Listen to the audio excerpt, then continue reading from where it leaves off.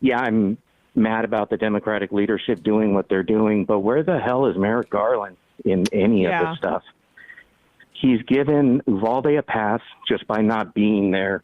You've got Manchin's daughter, who is just got lawsuits and investigations teed up. You've got Mueller, who teed up a bunch of stuff on Trump and all of his people. And as much as I appreciate this January 6th stuff, I really don't think that it's going to go any higher than Eastman.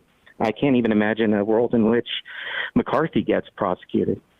I mean, we had a writer on, Jesse Eisinger, I guess it was like maybe 2 or 3 years ago, who wrote a book called The Chicken Shit Club, and about prosecutors who are afraid to take on cases. And, you know. But they also, I mean, the Biden administration is an institutionalist administration, and they want to preserve what they perceive as the integrity of the office by not going after their political opponents unless it's an incredibly high bar.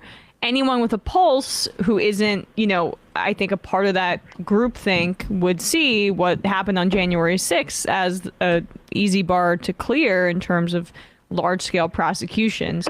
But they ascribe, like, you know, restraint, praise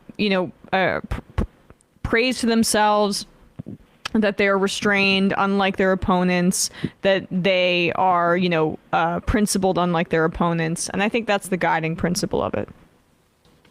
And I get that, but at the same time, No, I agree with you. I agree. I'm just kind of identifying the disease here. No, and it's their ingrained leaders, what's been ingrained in them of the past like 40 years of politics. But I think Sam, you're right. Cassie Hutchinson, I think, buried Trump's electoral chances. But also Merrick Garland, you see that memo that Rachel Maddow broke last night, where basically he's double and tripling down on the Bill Barr, you cannot prosecute somebody running for office unless it runs through me, or you can't even investigate somebody unless it runs through me. I mean, that's you know what Trump's going to do now, which will help in the midterms, but I can't help but wonder. I mean, let me put it this way. I would love to think that story was put out just to encourage Trump to run, to declare before the midterms. I would love to think that they operated in that way, and that would be... they don't have that kind of foresight. You're probably right. I have no doubt that you are right, but I also would love to think that. But it does certainly impact that, and, you know, the Republicans don't want him to declare before, the fall. I don't think they want him to declare at all, frankly. And so no, I don't think they wanted him the first time. I am for his declaring. Oh, yeah, me too. But I want his accountability. But apparently, according to Maddow, Merrick Garland released the same memo that AGs always do during election years, which is also, I mean, this is the thing. And I don't know that would apply to Donald Trump, frankly. But I had a buddy who was a U.S. attorney, and he told me years and years ago about his first day in Washington. They were in an auditorium with James Comey, and Comey made a huge point of this. This was years and years ago, maybe 15, 20 years ago, maybe more.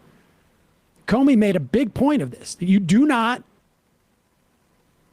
don't publicly release anything about an investigation. Never, ever, ever tell anyone that you're doing an investigation of candidates before an election, which is why what Comey did in the run-up to the 2016 election was so egregious. So egregious. So I don't know. I mean, I think I have problems with Merrick Garland, without a doubt. He's certainly, like, the fact that the DOJ, and maybe, again, you never know, like with the reporting, but I tend to believe that the DOJ didn't know what Hutchinson was talking about.